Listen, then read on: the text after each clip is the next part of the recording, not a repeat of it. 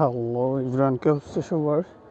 আজকে আমি অবস্থান করছি ইতালির আরেসো শহরে। তো এই শহরটা অনেক পুরনো একটা শহর, ঐতিহ্যবাহী একটা শহর। এখানে এই শহরটাকে বলা হয় বাণিজ্যিক শহর, অর্থাৎ এখানে ব্যবসা বাণিজ্য বেশি। ফ্যাক্টরি, বিভিন্ন স্বর্ণের, রূপার সব রকমের ফ্যাক্টরি আছে। এটা প্রাচীন একটা শহর এবং শহরটা অনেক সুন্দর। এই শহরের সৌন্দর্য আসলে ইতালির প্রত্যেকটা শহরই কোনো না কোনো দিক দিয়ে বিখ্যাত এবং কোনো না কোনো দিক দিয়ে তার সৌন্দর্য ফুটিয়ে তোলা হয়েছে। এই শহরের স্পেশালিটি হলো প্রাচীন একটা শহর এবং এই শহরের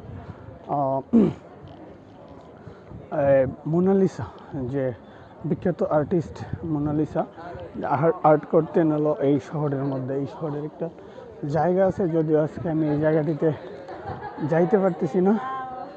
তো এই জায়গাটা বিখ্যাত একটা জায়গা, এইটার জন্য শহরটা বিখ্যাত। আর এই বর্তমানে আমি যেই জায়গায় যাইতেছি, উপরে পাহাড়ের উপরে,